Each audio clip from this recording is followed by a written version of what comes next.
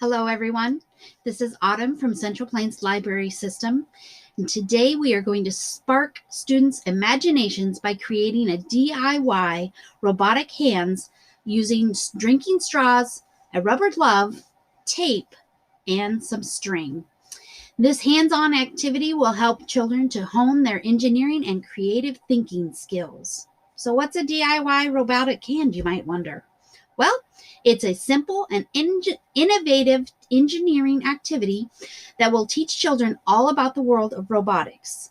With just 4 common items, like we said, drinking straws, a rubber glove, tape, and string, students are going to create a moving, bendable hand. So this activity encourages the exploration of robotics, engineering, and creative thinking, making it an ideal STEAM activity for students. So, are you ready to get started? Well, let's turn this over to Chandler, and he can show you how to build your own DIY robotic hand. Hey everybody, this is Chandler. You might be wondering, what is he hiding behind his back? And that's a very simple question to answer. I'm not hiding anything. I'm wearing a DIY robotic hand. So this is actually really simple to make. You just pull the strings and the fingers curve. You can use it to grab stuff even. It is a very fun DIY engineering project, which today I'm going to show you how to make. So the first step you're going to want to do is put on your glove and mark it at, you see this first line on your finger where it bends? You're going to want to mark that. And then the second one, and at the bottom where it can bend like this. So they're do that for all of your fingers. Okay, they're going to do that for all their fingers. All right. Except for your thumb, where there is only one middle joint and then the bottom. Okay. So then, what are the straws going to represent? The straws are going to represent the different pieces of bone in between your joints. Okay. So now that you've got your hand all measured, what's the next step? The next step you're going to want to do is start cutting your straws. Line it up with your ruler and mark your 1/4 inch right there. Then the next thing we're going to do is move that 1/4 inch mark to the beginning, and from there mark your 1/2 inch. Then you're going to want to move that to the beginning, mark your 1 inch, then take that to the beginning and mark your 2 1/4 inch. And you will want a 3/4 inch later on. But once you have one straw marked at all those places, you can line them up, that one up, with the rest of them. Make sure that none of the wiggly joints get in the way. And if you have it lined up correctly, and you have it over a container so you don't lose any of your pieces, you should take your scissors and be able to just cut right across. And some pieces do fly off, but make sure you pick them up before you lose where they went. And you will continue doing this for each one of the lines. So this is a perfect example of the interconnectedness of the arts and the technology involved in STEAM. So not only does this activity encourage engineering exploration and science inquiry about the robotic technology, but it also requires students to think creatively about designing and building their own robotic hand.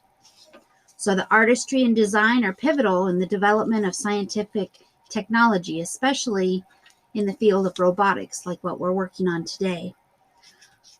And the other thing that this activity encourages students to think about is how the human body functions, robotic technology in the real world, and elements of design. So it incorporates elements of S.T.E.A.M, several different elements of S.T.E.A.M, for a dynamic and entertaining learning opportunity. So seeing as you have gotten all of your 4 main fingers, you're also going to take another straw and cut it at the 1/4 inch, the 1 inch, and you're also going to want to cut the 2 1/4 inch because you still need your palm area. You want to make sure that you cut that palm area for all of your straws.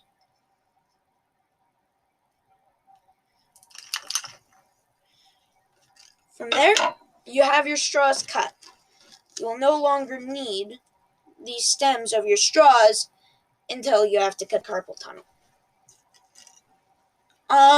So you will start the taping process. Let me get this to where you can see it. I like to start by taking the thumb so you don't lose that particular set of pieces. And you will want to put your larger one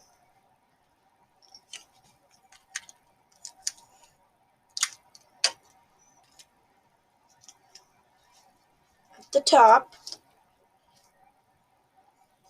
And then when you try to tape your smaller one, you might end up having to take your tape and tear it down the middle so that it will be small enough. But in this case, I will have to do that as well.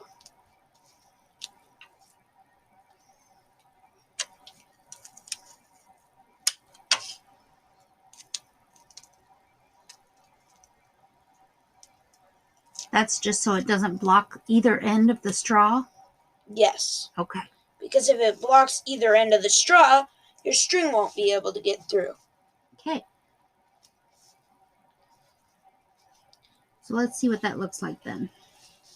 Now that you've got the 2 main areas of your thumb, it should look like this. And when you pull the string, it'll go like that.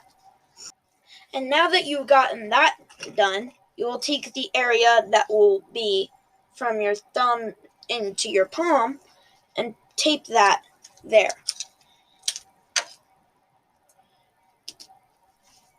So now what we are going to do is take our string of a certain color, preferably you will have a different color for each one of your fingers, and you will take out enough to go, say, about that far. In comparison to the ruler, it's about 2 inches over a foot.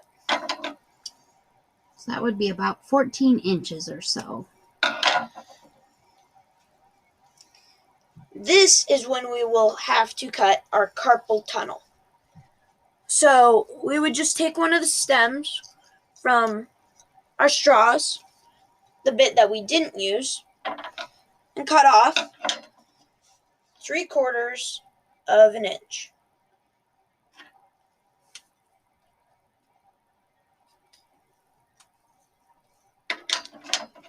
Then we will tape that towards the bottom. All of our strings from the fingers will go through the carpal tunnel.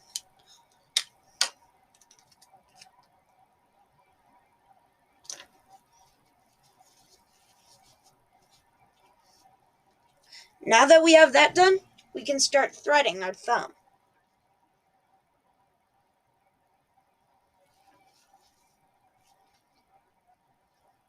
Oh, so they just thread it through the middle of the straw, and that's what's going to act like their tendons and their muscles and their ligaments. Yeah, it should almost mimic a human hand, Pretty cool project. And one you can make with stuff that you can find just right at home. Oh, I saw that finger lift already. Yep, you can see it lift. It's a lot easier to see once you have the thumb done. Okay, so you pulled the string. What are you doing there? I have it threaded through all of them, but I'm going to take this and put it back through the top one so that we will be able to make our knot. So that when you pull the string, it won't come undone and it won't be just a one-time use hand. Makes sense. Once you got it through, you'll take this bit of the string and pull it through the loop. Then you'll go through the loop again, and then through this bit, pull,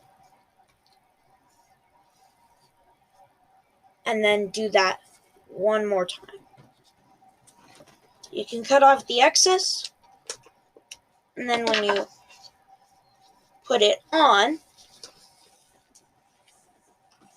or honestly, you can just leave it on the table, hold your carpal tunnel, and pull on the string. You'll see that the thumb moves. You can do the same for each of the 4 fingers, making sure that all the strings go through the middle piece, which mimics a human carpal tunnel. We are going to come back and show you what a completed version looks like. This is our finished project. As you can see, it will work just like a very cool robot hand. I'm not doing this.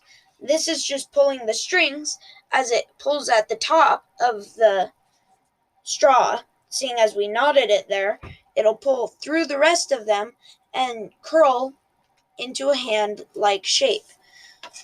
If we tried to give it a marker, it wouldn't be able to hold it completely, but as you can see, it wouldn't really shake out of there too terribly quickly.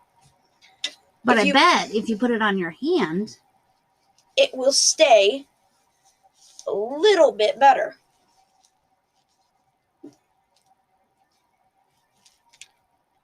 Because the human hand already has a form.